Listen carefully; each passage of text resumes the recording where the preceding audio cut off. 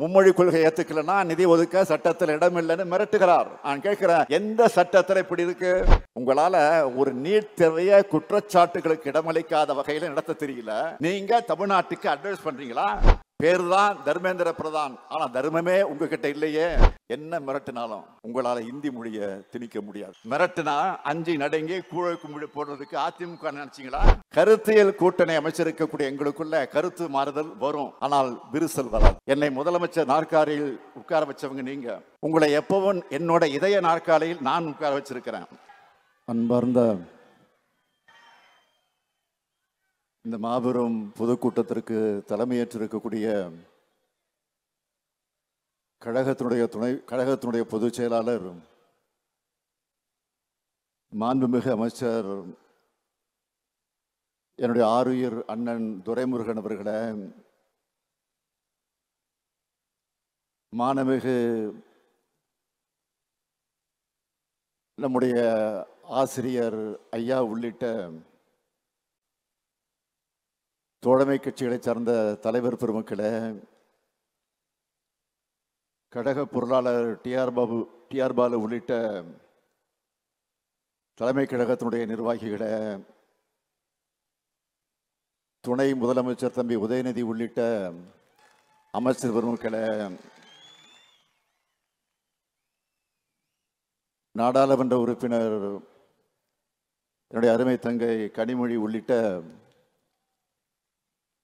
பல்வேறு அணிகளை சார்ந்திருக்கக்கூடிய அமைப்பாளர்களே, துணை அமைப்பாளர்களே, அனைத்து தோழமை கட்சிகளை சார்ந்திருக்கக்கூடிய நிர்வாகிகளே, இந்த நிகழ்ச்சியினுடைய ஒருங்கிணைப்பாளராக இருந்து பல்வேறு வகைகளில் அவர் எது நடத்தினாலும் அதில் சாதனை படைக்கக்கூடிய வல்லமை நம்முடைய மாசு அவர்களுக்கு உண்டு. மாராத்தான் புகழ் நம்முடைய மாசு அவர்களே, பெரியோர்களே, தாய்மார்களே,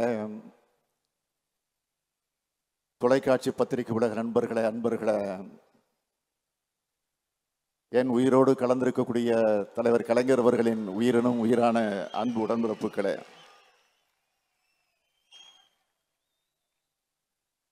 72வது பிறந்த நாள் கொண்டாடக்கூடிய நான் 75வது பவள விழா கொண்டாடின திராவிட முன்னேற்ற கழகத்தின் தலைவரா பணியாற்றி வர்றதுதான் எனக்கு கிடைச்ச மிகப்பெரிய பெருமை. கோடான கோடி உடன்பிறப்புகள், தமிழ்நாட்டு மக்கள் இங்கே வாழ்த்தின, என்னை வாழ்த்தின தலைவர்கள், உங்களால் தான் நான் முதலமைச்சராக வைக்கப்பட்டிருக்கிறேன். திராவிட முன்னேற்ற கழகத்தினுடைய தலைமை பொறுப்பாக இருந்தாலும், தமிழ்நாட்டினுடைய முதலமைச்சர் பொறுப்பாக இருந்தாலும், ரெண்டுமே பேரறிஞர் அண்ணா இருந்த இடம். நம்முடைய தமிழக தலைவர் கலைஞர் அவர்கள் அமர்ந்த இடம். அந்த இடத்துல இந்த சாதாரண சாமானிய ஸ்டாலினையும் உட்கார வச்சு கழகத்தோட கோடான கோடி உடன்பிறப்புகள் தான் என்பது எனக்கு நன்றாக தெரியும்.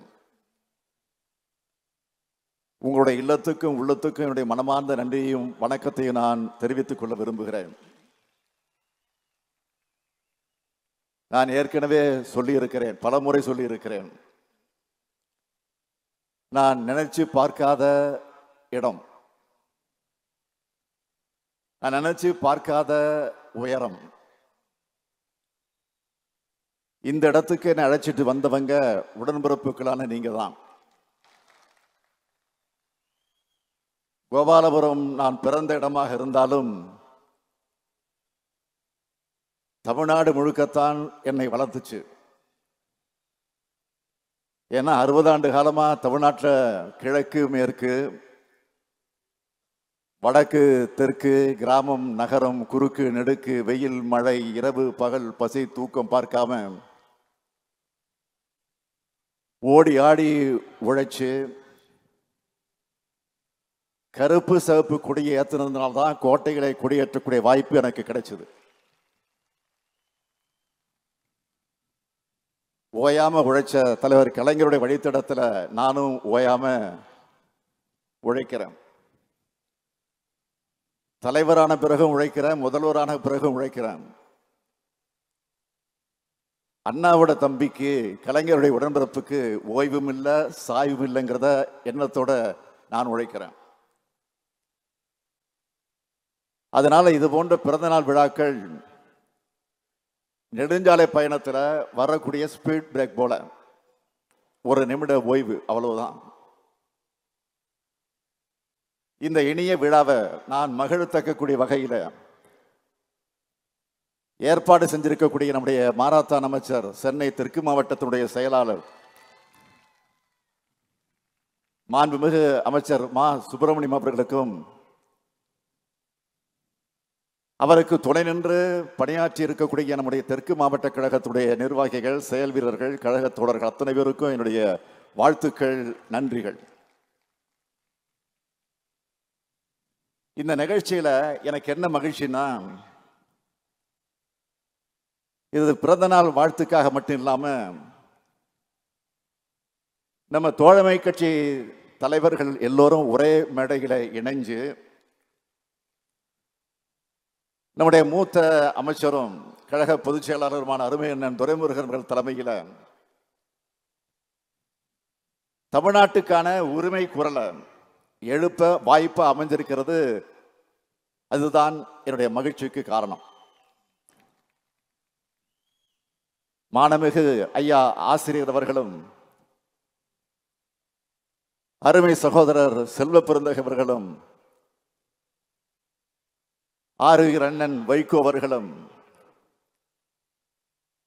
நம்முடைய மதிப்பிற்குரிய தோழர்கள் சண்முகம் அவர்களும், முத்தரசன் அவர்களும், என்னுடைய பாசமிகு சகோதரர் திருமாவளவன் அவர்களும், பேராசிரியர் ஐயா காதர்மதீன் அவர்களும், பேராசிரியர் ஜபர்கலா அவர்களும், அதே போல சகோதரர்கள் ஈஸ்வரன் அவர்களும், வேல்முருகன் அவர்களும், அருணாச்சலம் அவர்களும், பேராசிரியர் சுபவி அவர்களும், பொன்குமார் அவர்களும், ஸ்ரீதர் வாண்டியார் அவர்களும், எர்ணாவூர் நாராயணன் அவர்களும், முருகவேல் ராஜன் அவர்களும், கருணாசும், அதிகமானும், அம்மாசியும், தமிமுன் அன்சாரியும், திருப்பூர் அல்தாவும், வசீகரனும் இந்த மேடைய உரிமை களமா, வெற்றி களமா, அடித்தளமா அமைஞ்சிருக்கு. பிறந்த நாள் விழா மேடை போல இல்ல, வெற்றி விழா மேடை போல இருக்குது. ஆமா, இது வெற்றி விழா மேடை தான். 2019 இருந்து கொள்கை கூட்டணி அமைச்சு வெற்றி பெற்று வரும் நாம 2026 அடைய போகக்கூடிய வெற்றிக்கு தொடக்க விழா மேடை இது.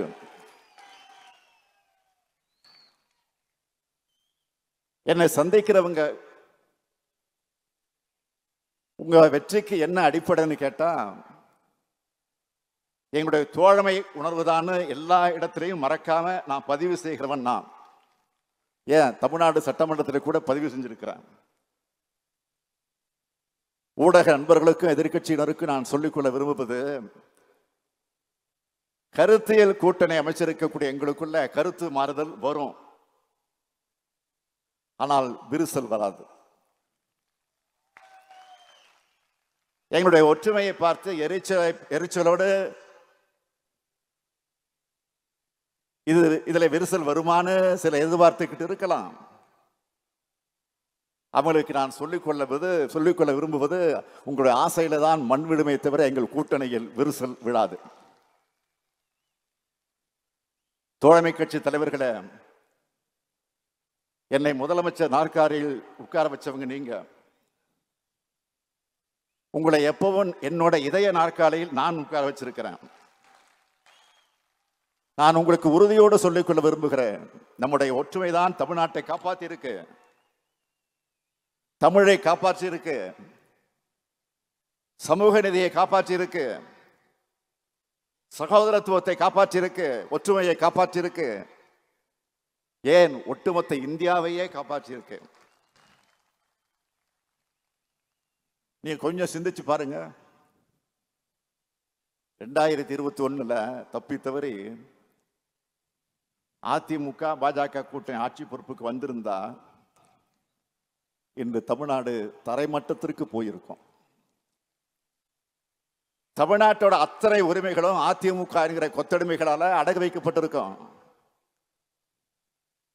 அதிமுகவை மிரட்டி பணிய வச்சு அவங்க கட்சியும் தமிழ்நாட்டையும் கபலீகரம் செஞ்சிருக்கும் கூடிய வகையில் நடந்திருக்கும் பாஜக. இந்த கொடிய சக்திகள்ட்ட இருந்து தமிழ்நாட்டை மீட்க கூட்டணி, நம்ம மதச்சார்பற்ற முற்போக்கு கூட்டணி. இன்றைக்கு இந்தியாவுக்கு வழிகாட்டுகிற கூட்டணியும் நம்ம கூட்டணி தான். தமிழ்நாட்டை மற்ற மாநில மக்கள் எல்லாம் வியந்து பார்க்கிற வகையில திராவிட மாடல் ஆட்சியை சிறப்பா நடத்திக்கிட்டு வரோம். இத ஒன்றிய அரசு பாஜகவால் தாங்கிக் கொள்ள முடியல. நம்ம மாநிலத்துக்கான எந்த நன்மையும் செய்யறது கிடையாது. அப்ப என்ன செய்யறாங்க, என்ன திட்டமிடுறாங்க, எப்படியெல்லாம் தமிழ்நாட்டை வஞ்சிக்கலாம்னு பார்த்து பார்த்து செய்யறாங்க. நீட் தேர்வை திணிச்சாங்க. புயல் வெள்ளம் பேரிடு வந்தா நிதி கொடுக்கறது இல்ல. இப்படி தொடர்ந்து வஞ்சிக்கிறாங்க. இப்ப சமீபமா தமிழ்நாடு எதனால முன்னணி இருக்குன்னு பார்த்தவங்க கல்வியால தான் இவங்க முன்னிலையில் இருக்காங்கன்னு தெரிஞ்சுக்கிட்டு அந்த கல்வியை சீர்குலைக்க தேசிய கல்விக் கொள்கையை திணிச்சா இவங்க கீழே போயிடுவாங்கன்னு நினைச்சாங்க. அதை நாம ஏத்துக்கல. அதனால உடனே நிதி தரமாட்டோம் அப்படின்னு சொல்றாங்க.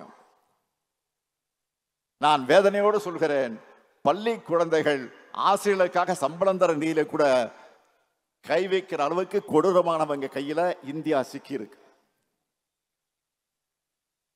ஒன்றிய அமைச்சர் தர்மேந்திர பிரதான் என்ன சொல்கிறார், தேசிய கல்விக் கொள்கையை தமிழ்நாடு ஏத்துக்கிட்டாதான் நிதி விடுவிக்கப்படும், மும்மொழி கொள்கை ஏத்துக்கலன்னா நிதி ஒதுக்க சட்டத்தில் இடம் இல்லைன்னு மிரட்டுகிறார். நான் கேட்கிறேன், எந்த சட்டத்தில் இப்படி இருக்கு? மும்மொழி கொள்கையை அனைத்து மாநிலங்களும் ஏத்துக்கணும்னு இந்திய அரசியலமைப்பு சட்டத்தில் இடம் இருக்கா? இந்திய நாடாளுமன்றத்தில் நிறைவேற்றப்பட்ட சட்டமா அது? உங்களால ஒரு நீட் தேர்வைய குற்றச்சாட்டுகளுக்கு இடமளிக்காத வகையில் நடத்த தெரியல. நீங்க தமிழ்நாட்டுக்கு அட்வைஸ் பண்றீங்களா? பேரு தான் தர்மேந்திர பிரதான், ஆனா தர்மமே உங்ககிட்ட இல்லையே.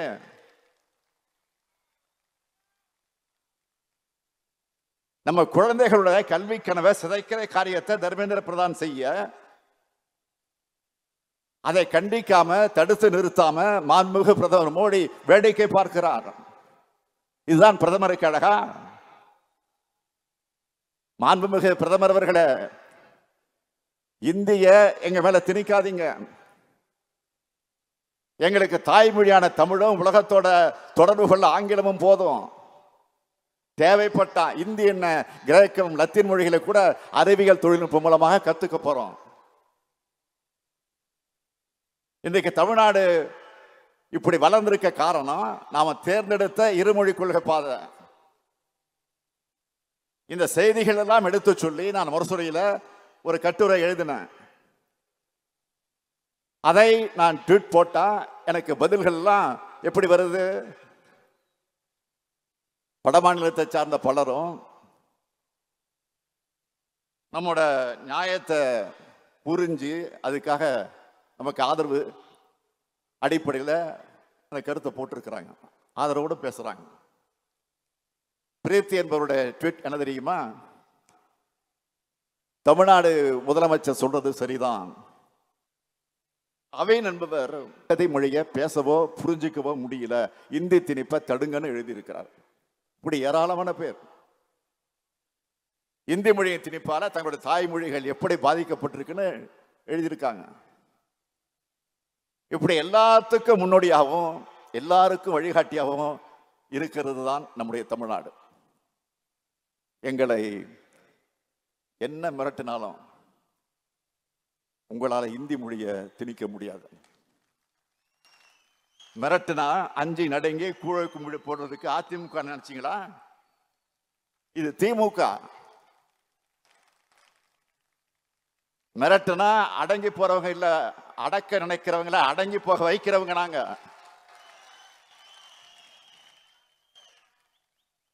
தமிழ்நாட்டுக்காகவும் தமிழ் மொழிக்காகவும் எப்பேற்பட்ட அடக்குமுறையும் எதிர்க்கிற துணிச்சல் கொண்டவங்க நாங்க.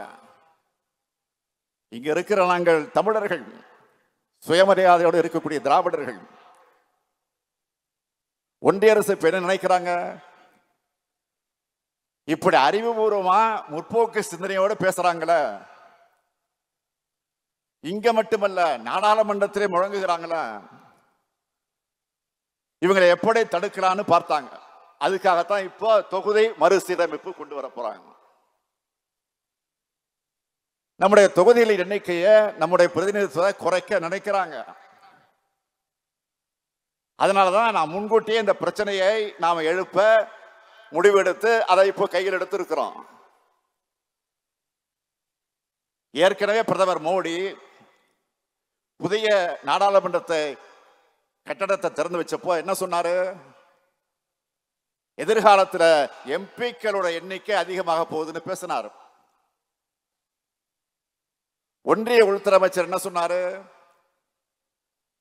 மகளிர் இடஒதுக்கீடு மசோதா கொண்டு வந்தப்போ 2024 தேர்தலுக்கு பிறகு தொகுதி மறுவரை இருக்கும்னு சொன்னாரு.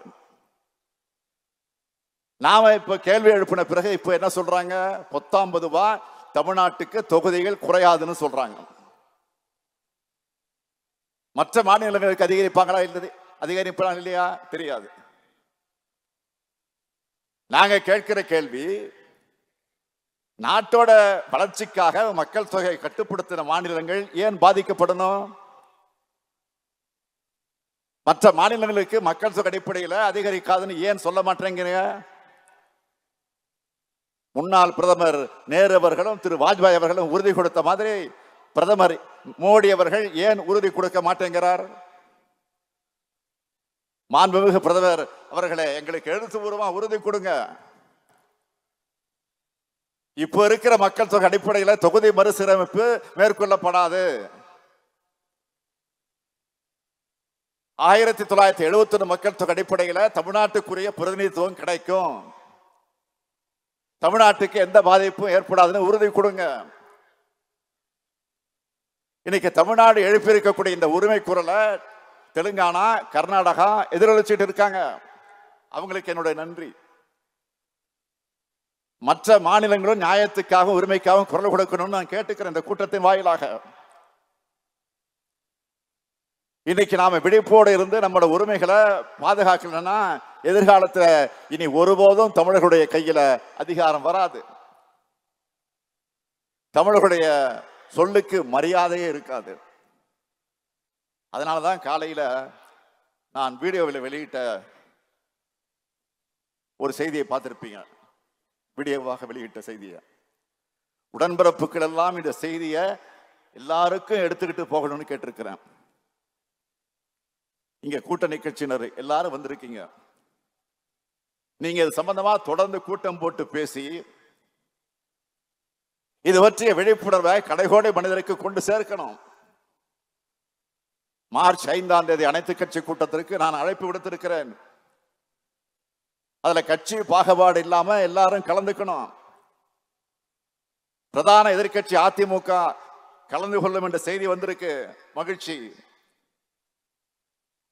சில கலந்துக்க மாட்டோம்னு சொல்லி இருக்கிறாங்க. நான் அவங்களுக்கு சொல்லிக்கொள்ள விரும்புவது, இன்னைக்கு பாஜகவை மகிழ்விக்க நீங்க பண்ற அரசியல் சூழல்ல தமிழ்நாட்டுக்கு தீங்குதான் ஏற்படும். பாஜகவை நம்பி போனவங்க அவங்களுடைய தேவை தீர்ந்த உடனே மற்ற மாநிலங்கள் என்ன ஆனாங்களும் நீங்களே சிந்திச்சு பாருங்க. அது மட்டுமல்ல, தமிழ்நாட்டில் இருக்கிற பாஜகவினருக்கு சேர்த்து நான் சொல்லிக்கொள்ள விரும்புவது, இந்த விவகாரத்துல தமிழ்நாட்டுக்கு துணையா நில்லுங்க. தயவு செஞ்சு உண்ட வீட்டுக்கு ரெண்டகம் பண்ணாதீங்க. நாம எல்லாரும் ஓரணியில் இருக்கோம்னு மற்ற மாநிலங்களுக்கு காட்டணும்.